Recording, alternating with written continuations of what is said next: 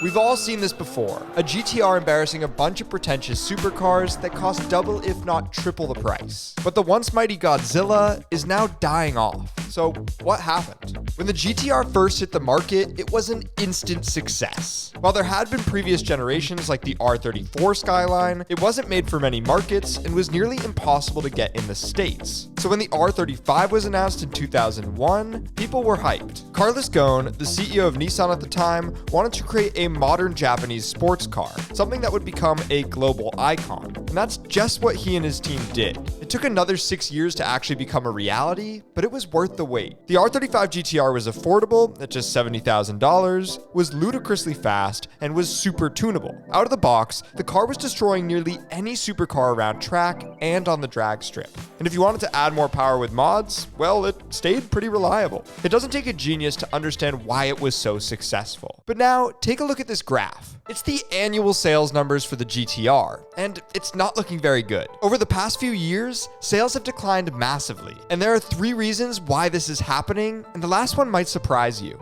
Price is obviously a super important factor when it comes to selling anything. But in the world of cars, where there are so many brands competing against one another, it's vital to get the pricing right. Now, when the GTR first came out, like I said, it was a great deal at $70,000, which even adjusted for inflation today is only about $95,000. It's still a good deal when you look at the cars it was beating, like the Porsche 911 Turbo, which came in at $130,000, nearly double the price. Or even the Ferrari F430, which started at $217,000. But today, a GTR will run you $113,000 brand new. Of course, prices do go up over time as cost of production goes up, but this is a major jump, and it's been steadily increasing ever since it came out. The biggest issue though at that price is there's increased competition. Take the new Corvette Z06 for example. It costs around $10,000 less, and it's considerably more modern. And this leads us to reason number 2 why the GTR is failing. It just hasn't changed. When the car came out, it was truly revolutionary, but that was 14 years ago.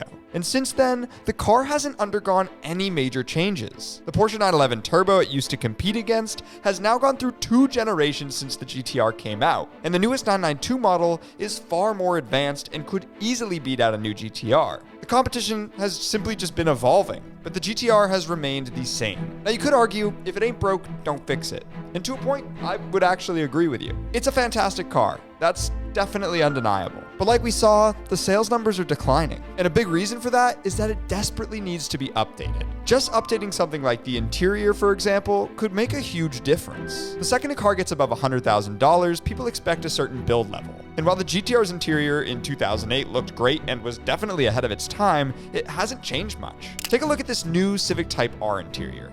It's different, but it's honestly more updated. In the Civic, it only costs $42,000. Now take a look at this AMG GTR interior. It's a lot nicer than the Nissan, and it's right around the same price. The same thing has happened to the exterior styling. It changed just a tiny bit, but it's not anything new enough to excite buyers. And due to this, people are looking elsewhere. Now the biggest problem is the timing. They should have made these changes a few years ago and come out with a new generation of the GTR. But at this point, it might be too late. This leads us to the final reason. Regulations, they're tightening. The current R35 model has already been blocked by Europe, the UK, and Australia, greatly restricting Nissan's ability to sell more. These restrictions are due to both new noise and safety regulations, but to be honest, that's only the start. Gas car restrictions are already taking place in many states and countries. California, for example, has planned to ban new gas car sales by 2035. And in the meantime, car manufacturers are already being pushed to build low-emission vehicles. That means if Nissan wanted to update the GTR,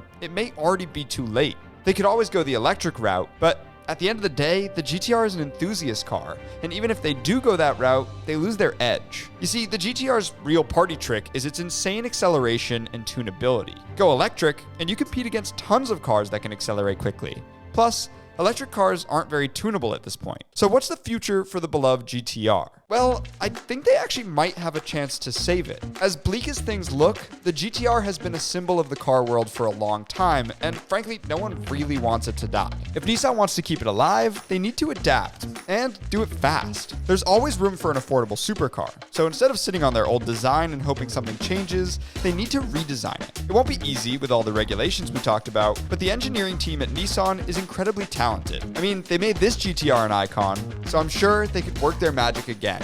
Let me know what you think down in the comments below, and if you haven't already, go subscribe.